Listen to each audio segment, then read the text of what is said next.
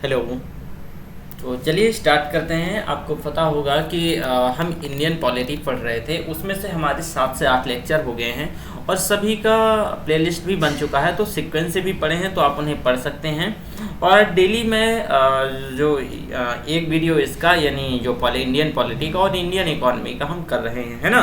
तो आज से हमें जो शुरुआत करनी है, जो मैंने लास्ट लेक्चर में आपको जो इंडिया एंड इट्स टेरिटरी इसके बारे में मैंने बता दिया था, और इसमें मैंने बताया था कि जो देशी रियासतों का एकीकरण है उसकी कहानी बताते हुए, और जो भारत शासन अधिनियम नहीं, जो मूल संविधान में 1949 में भारतीय संघ के साथ जो राज्यों का विलीनीकरण किया गया और उसको विलीनीकरण करने के साथ उसका क्लासिफिकेशन किया गया, उसकी कहानी बताना है मुझे। तो सबसे पहले अगर हम देशी रियासतों की देखो बात करते हैं, देशी रियासतों की, तो मैं एक कहानी बताता हूं देशी रियासतों के रिगार्डिंग, ठीक है। अगर हम इसकी बात करें दोस्तों, तो देखिए स्वतंत्रता के बाद जैसे हम आफ्टर इंडिपेंडेंस डे हमें स्वतंत्र भारत की तस्वीर जैसे देखने को मिलती है, तो आप इस दौरान देखोगे कि जो भारत का राज क्षेत्र है वो प्रॉपर 2 वर्गों में देखने को मिलता है, ठीक है। एक तो देशी रियासतों के रूप में जो भारत का राज क्षेत्र है वो 2 वर्गों में देखने को मिलता है, एक देशी रियासतों के रूप में, और दूसरा कौन सा, जो कि जो ब्रिटिश भारत था, क्या था, ब्रिटिश इंडिया था, ब्रिटिश इंडिया था। अब ब्रिटिश इंडिया के तहत आप देखोगे कि तो इसमें करीब 9 प्रांत थे, ध्यान रखिएगा कितने, 9 प्रांत थे। और वहीं जो देशी रियासतों की बात करें तो 552 देशी रियासतें हुआ करती थी, ठीक है। ये 500 देशी रियासतों आज़ादी के बाद इनके सामने 3 विकल्प थे। देशी रियासतों के आज़ादी के बाद 3 विकल्प थे। एक तो ये क्या हो जाएं, भारत के साथ, इंडिया के साथ आ जाएं, दूसरा ये पाकिस्तान में चली जाएं, और तीसरा ये क्या हो जाएं, ये स्वयं स्वतंत्र होकर ये अपना स्वतंत्र रहें। लेकिन इसमें आप देखेंगे बहुत सारी इसमें जद्दोजहद होती है, और उस जद्दोजहद के बाद क्या होता है, फाइनली अगर आप बात करते हैं तो जो 3 रियासतें रह जाती हैं, जम्मू कश्मीर, यानी पहले जूनागढ़ लिख लीजिए, जूनागढ़, दूसरा हैदराबाद और तीसरा जम्मू कश्मीर, ठीक है, जम्मू कश्मीर। तो ये जो जूनागढ़ है, तो जूनागढ़ को क्या कर लिया गया, इसमें रेफरेंडम अर्थात जनमत संग्रह करवा के भारत के साथ मिला लिया गया, इसमें जनमत संग्रह किया गया। वहीं हैदराबाद में पुलिस ऑपरेशन, जिसको ऑपरेशन पोलो कहा गया, इसकी मदद से भारत में मिला लिया गया। और जम्मू कश्मीर में इंस्ट्रूमेंट ऑफ एक्सेशन अर्थात जो विलय पत्र था, तो जो राजा वहां के हरि सिंह साहब थे, तो उनसे क्या किया गया, वो साइन कर दिए इसमें। तो फाइनली इसमें अगर हम देखेंगे तो सभी रियासतें जो भारत में मिल गई। और वहीं जो देखिए ये कहानी बहुत बड़ी है, मैं एक एपिसोड प्रॉपरली इस पे लॉन्च कर रहा था प्रधानमंत्री को लेकर के, ठीक है ना, जैसे कि प्रधानमंत्री एपिसोड करके पढ़ा भी है। तो मैं कहानी पूरी, तो कभी टाइम मिलता है तो मैं आपको एक साथ, ये 15-20 घंटे की कहानी है, एक साथ मैं आपको जरूर उसमें बता दूंगा। तो हम एक बार फिर वापस चलते हैं। तो हुआ क्या कि मैंने बताया कि जो ये ब्रिटिश भारत का जो क्षेत्र था, जहाँ जो डायरेक्टली रूल कर रहा था ब्रिटिश इंडिया, और ये देशी रियासतें थी जो पूरे भारत भर में अलग अलग क्षेत्रों में, अलग अलग टेरिटरीज में क्या हुई थी, फैली हुई थी। आप इसके अंतर्गत देखोगे कि इनको मिलाकर के पूरा एक भारत राष्ट्र संघ बनाया जाता है, और वो जो यूनियन बनाया जाता है वही मूल संविधान 1949 में भारतीय संघ के राज्य क्षेत्रों का कुछ क्लासिफिकेशन किया जाता है। अब वो क्लासिफिकेशन क्या होता है, इस क्लासिफिकेशन में थोड़ा सा हम नजर डालेंगे कि भाई क्या क्लासिफिकेशन है, ठीक है। तो चलिए थोड़ा सा इसे देख लेते हैं। इसके अंतर्गत जो इसकी 4 श्रेणियां बनाई जाती हैं। इसके अंतर्गत क्या किया जाता है, जो मूल संविधान में, मैं मूल संविधान की बात कर रहा हूं, तो भाग का, भाग खा, भाग गा और भाग घा, यानी जो उसका राज क्षेत्र है, पूरे राज क्षेत्र को 4 श्रेणियों में क्या कर दिया जाता है, प्रॉपरली डिवाइड कर दिया जाता है, ठीक है। तो ये 4 श्रेणियां में कौन कौन आएगा, जरा इसके बारे में हम क्या कर लेते हैं, नजर डाल लेते हैं। तो इसमें से जो भाग का में जो राज्य आए, जो पार्ट, या फिर आप पार्ट ए कह सकते हैं, या भाग का, ठीक है। तो भाग का में कुछ राज्य क्षेत्र आते हैं, वो कौन कौन से राज्य क्षेत्र थे, तो आप इसके अंतर्गत देखोगे कि वे राज्य क्षेत्र इसके अंतर्गत आए। भाग का के अंतर्गत 4 भागों में क्लासिफिकेशन किया गया, ठीक है ना। तो भाग का के अंतर्गत वो राज्य आए जो 1935 भारत शासन अधिनियम के अंतर्गत क्या हुए, उनको ब्रिटिश भारत का डायरेक्टली यहाँ गवर्नर राज करता था, शासन करता था। तो जो भी क्षेत्र है, ध्यान रखिएगा, भारत शासन शासन अधिनियम 1935 के अंतर्गत जहां डायरेक्टली गवर्नर राज्य करता था, उन सभी क्षेत्रों को भाग का में सम्मिलित किया गया। वहीं आप देखोगे भाग खा की अगर हम बात करते हैं तो भाग खा में क्या क्या रहा, भाग खा में क्या क्या रहा, तो जरा आप भाग खा के अंतर्गत कुछ चीजों को देख लीजिए। देखिए हुआ क्या, भाग खा में कि बड़े आकार की जो देसी रियासतों को रखा गया, जो बड़े आकार की देसी रियासतें थी, जैसे हैदराबाद मैसूर हो गया। आपको पता होगा कि भारत में सबसे बड़ी जो देसी रियासत में से हैदराबाद बड़ी रियासतों में से एक थी, तो वहीं हैदराबाद मैसूर जैसे सभी बड़ी रियासतें भाग खा में रखी गई, जैसे कि हैदराबाद और मैसूर, हैदराबाद और मैसूर। ठीक है, अब आता है भाग गा का।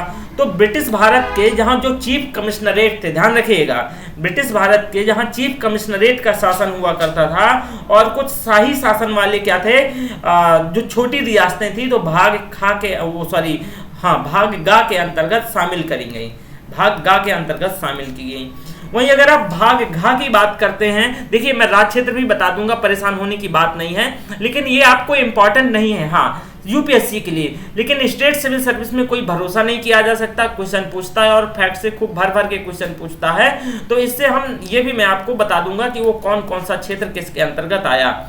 जो भाग घा की अगर बात करें तो इसका निर्माण विदेशों से जो अर्जित किया गया जो टेरिटरी था, जो एरिया था, जो एक्वायर्ड टेरिटरीज थी, उसको क्या किया गया, उसको भाग घा में रखा गया। ठीक है, और स्टार्टिंग में आप देखोगे जो अंडमान एंड निकोबार आइलैंड था और उसकी जो भौगोलिक और सांस्कृतिक स्थिति के कारण उसको इसमें शामिल किया गया। साथ ही साथ ये ध्यान रखिएगा, जो अंतरराष्ट्रीय विधि द्वारा इसको मान्यता प्राप्त किसी भी विधि के अनुसार इसमें से अर्जित हो, वो कोई भी विधि हो, वो भारत के राज्य क्षेत्र में हो, उस समय उसको भाग घा में रखा गया था। ठीक है, तो अगर हम भाग का की ही बात करते हैं कि इसमें क्या क्या शामिल था, तो आप देखोगे कि मैंने बताया था असम, ऐसे याद कर सकते हो, असम, बिहार, ठीक है, बंबई, उस समय बंबई होता था जो आज का मुंबई है। ठीक है, मध्य प्रदेश, ठीक है, मध्य प्रदेश,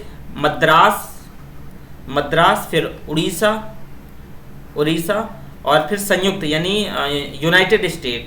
ठीक है ना, तो संयुक्त प्रांत, ठीक है, संयुक्त प्रांत, फिर Paschim Bangal, West Bengal, okay, West Bengal, ये सभी क्षेत्र भाग का में शामिल थे।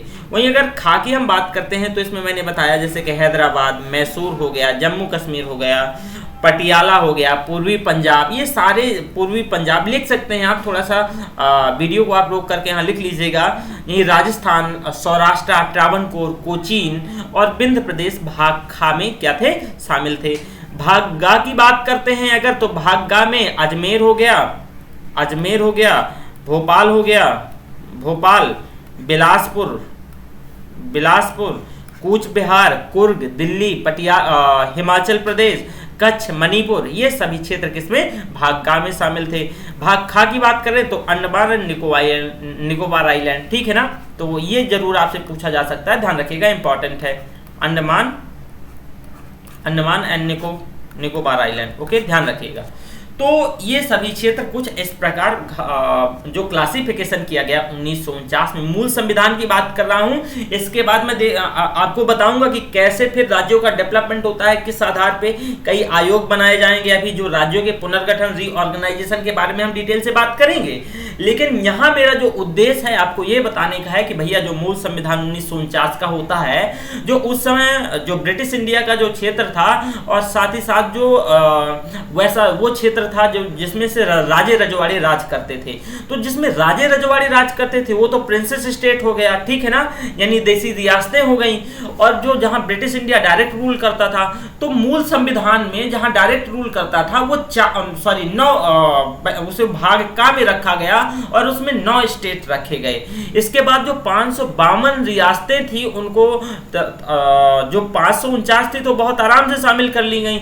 लेकिन आपको पता है जम्मू कश्मीर, हैदराबाद और जूनागढ़ के जो महावत खान राजा, आपको याद ही होगा, है ना, उन्हें कुत्तों का बहुत शौक था और ये तक कहा जाता है कि उनने कुत्तों की शादी अपने शाही दरबार में बड़े धूमधाम से रचाई थी। उनके बारे में एक कहानी और भी प्रचलित है, जब वो छोड़ के जा रहे थे तो अपने बीबी बच्चा भूल गए थे लेकिन कुत्तों को नहीं भूले थे, है ना। तो उनके बारे में अपनी बड़ी रोचक कहानी है, इस बारे में अगर कभी मौका मिलेगा तो मैं उनके बारे में जरूर आपको बताऊंगा।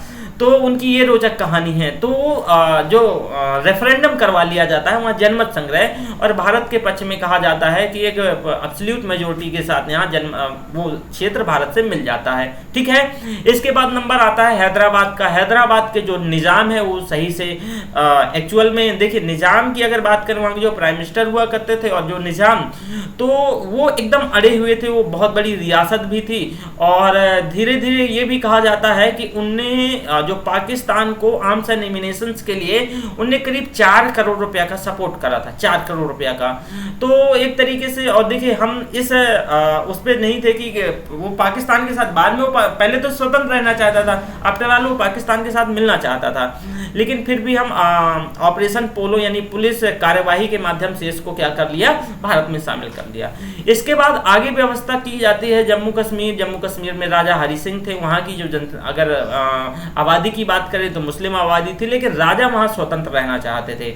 और वहाँ राजा जब स्वतंत्र रहना चाहते थे, ये बड़ी स्टोरी मैं बार बार बोल रहा हूँ कि ये थोड़ी सी बड़ी हो जाएगी, जब वहाँ के जो पाकिस्तान की, हालांकि सैनिक ही थे, लेकिन कहा जाता है कि कुछ ट्राइब्स हैं जो ट्राइब से हमला कर दिया था, लेकिन वो सैनिक ही थे, वो ट्राइब्स नहीं थी फिलहाल। ठीक है, जो कई जो एथेंटिक सोर्सेज वो सैनिक, तो इन्हें अटैक किया। फिर हरि सिंह साहब डरे और उन्हें दिल्ली को अप्रोच करा। जब दिल्ली बोली कि जब आप तक साइन नहीं करोगे जब तक हम कुछ नहीं करेंगे। और आप देखते होंगे जो पीओके वाला हिस्सा, उसी के चलते पीओके जो पाक ऑक्यूपाइड कश्मीर है, उस समय वो वहाँ पे क्या कर लिए थे, एक्वायर कर लिए थे, वो हिस्सा ऑक्यूपाइड कर लिए थे। तो आज इसमें कितना ये सारा सब कुछ चल रहा है। ठीक है, इसके बाद 4 भागों में बांटा गया, जो कि मैंने आपको डिटेल से बताया कि भैया जो पहले पार्ट में वो सभी भाग का में वो रखे गए, दूसरे में जो बड़ी बड़ी रियासतें थी वो रखी गई, तीसरे में छोटी छोटी रियासतें, और जो चौथा भाग था उसमें क्या रखा गया, जो विदेशों से अर्जित किया गया क्षेत्र था। ठीक है, इसके बाद अगर हम बात करते हैं तो देखिए धीरे धीरे इसकी ये कहानी और आगे बढ़ती है, और समय आता है 1953 का। ठीक है, आपको बस इतना ही इंपॉर्टेंट है। ठीक है, और जब आपको बहुत नॉलेज की जरूरत हो तो आप बताइएगा, तो मैं इस बारे में जरूर डिस्कस कर लूंगा। ठीक है, समय आता है 1953 का, 1953 का, और इसमें राज्य पुनर्गठन आयोग।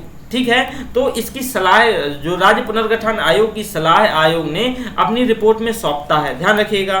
और होता क्या है कि इसमें से अगर इसकी हम बात करते हैं तो 1955 में इसकी रिपोर्ट आती है, 1955 में रिपोर्ट आती है।